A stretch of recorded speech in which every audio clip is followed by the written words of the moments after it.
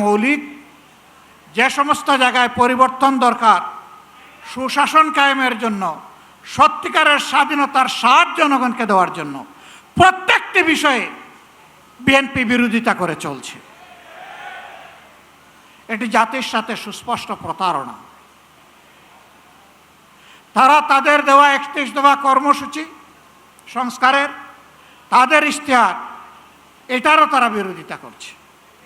আমার মনে হয় তারা যে বিরোধিতা করছে এই জ্ঞানটাও বোধহয় তারা হারিয়ে ফেলেছে। প্রিয় বিএনপি, ভুলে যাবেন না, এই জুলাই না হলে এই মায়েদের, এই বাবাদের, এই ভাইদের, এই বোনদের সন্তান, স্বামী, ভাই, বোন জীবন না দিলে আজকে ক্ষমতার তক আপনারা এনজয় করতে পারতেন না। তক্তে বসে ভুলে গেছেন? হ্যাঁ, আপনারা আগেই ভুলেছিলেন। শহীদ পরিবার যখন বুকে কষ্ট নিয়ে কান্নাকাটি করছিল, শহীদ পরিবারের কাছে তখন আপনাদের ছুটে যাওয়ার সময় ছিল না। আপনারা 5 আগস্টের পর 7 আগস্ট পার্টি অফিসের সামনে দাঁড়িয়ে বললেন, আমাদেরকে নির্বাচন দাও, আমরা ক্ষমতায় বসতে চাই। শহীদ পরিবারের দুঃখ আপনাদের অন্তরকে স্পর্শ করে নাই। আহত পঙ্গুদের নিয়ে আপনাদের কোনো কর্মসূচি ভাবনা জাতি দেখে নাই। আপনারা এই বিপ্লবের বেনিফিশিয়ারি, যারা বিদেশে ছিলেন স্বদেশে আসার সুযোগ পেয়েছেন। এই বিপ্লব না হলে আপনারা বোধহয় কল্পনাও করতেন না দেশে ফিরে আসার। আমার সম্মানিত জেলের সহকর্মী, পার্টনার আল্লামা মামুনুল হক বলেছেন, বিএনপির শীর্ষ নেতারা জেলে ছিলেন, একসাথেই ছিলাম। তারা হতাশা ব্যক্ত করে বলতেন, 41-এর আগে হাসিনা এবং আওয়ামী লীগকে ক্ষমতা থেকে সরানো সম্ভব নয়। 24-এর অভ্যুত্থানের পরে 8 তারিখ যখন বঙ্গভবনে শপথ নিলেন উপদেষ্টারা, বিএনপির বাংলাদেশে উপস্থিত সর্বোচ্চ পর্যায়ের একজন নেতা আর আমি পাশাপাশি ছিলাম। উনি আমারে জিজ্ঞেস করলেন, এটা কি হলো? আমি কিছু না বলে আসমানের দিকে আমার এই আঙ্গুলটা উঠালাম। তিনি বললেন, আসলেই এটা খোদাই দান, এটাই মিরাকল। সেই খোদাই দান ভুলে গেলেন। এখন কেউ কেউ দাবি করে অমুক আন্দোলনের মাস্টার মাইন্ড, অমুকের নেতৃত্বে এই আন্দোলন সফল হয়েছে। এগুলা সব ভুয়া। আমরা কারণ ন্যায্য অবদানকে কখনো আমরা অস্বীকার করি না। আন্দোলন আমরা সবাই করেছি, কিন্তু আমরা তীরে ভিড়তে পারি নাই। আমাদের তরি সমুদ্রে ভাসমান ছিল। জুলাই আন্দোলনের নায়করা এই তরি নিয়ে ঘাটে ভিড়েছে, জাতিকে মুক্তির পথ দেখিয়েছে। তাদেরকে সম্মান করতে, ভালোবাসতে শিখুন। তাদের নিয়ে তুচ্ছ তাচ্ছিল্য করবেন না। আপামর ছাত্র সমাজ জীবন বাজি রেখে তখন ঝাঁপিয়ে পড়েছিল। শ্রমিকরা পাশে দাঁড়িয়েছিল, মারা রাস্তায় নেমে এসেছিল, স্ত্রী তার স্বামীকে পানি এগিয়ে দিয়েছিল, সন্তান কুলে নিয়ে মা রাস্তায় নেমে এসেছিলেন। এই দিনগুলো ভুলে যাবেন না। সংগ্রামী ভাই বোনেরা, আমরা এখানে আগামী দিনের আন্দোলনে শরিক হওয়ার জন্য দাওয়াত দিয়ে আপনাদেরকে এখানে আনি নাই। আমরা এনেছি কৈফিয়ত দিতে। আপনাদের প্রত্যেক ব্যক্তি এবং পরিবারের কাছে আমাদের দায়বদ্ধতা আছে। আপনাদের কারণেই আজকে আমাদের এই রাজনীতি, এই সংসদে যাওয়া, এই নির্বাচনে অংশগ্রহণ করা। আমরা কি পারলাম কি পারলাম না তা আপনাদের জানার অধিকার আছে। সংসদে আমরা প্রথম দিনে দাবি তুলেছি, আমরা শপথ নিয়েছি। তারা শপথ নেন নাই। জাতির সাথে দেওয়া ওয়াদা ভঙ্গ করে জাতির সাথে তারা প্রতারণা করেছেন। এরপরে যখন জাতিকে প্রতারিত করা হয়েছে, আমরা নোটিশ দিয়ে আলোচনার ব্যবস্থা করেছি, তারা তার বিরোধিতা করেছেন।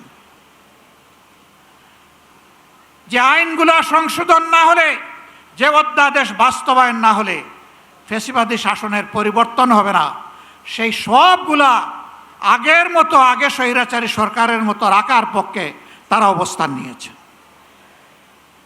আমরা বিএনপিকে পরিষ্কার বলে দিচ্ছি, আমরা দেখতে পাচ্ছি সম্প্রতি কয়েকদিন ধরে বিভিন্ন জায়গায় জায়গায় শিক্ষা প্রতিষ্ঠানে, ঢাকা বিশ্ববিদ্যালয়ে, এমনকি এখান থেকে মাত্র কয়েক গজ দূরে মানুষের আশ্রয়ের জায়গা, আইনের আশ্রয়ের জায়গা থানা, সেই থানার ভিতরে ঢুকে দুঃখজনকভাবে ডাকসুর নির্বাচিত প্রতিনিধিদের উপরে হামলা করা হয়েছে।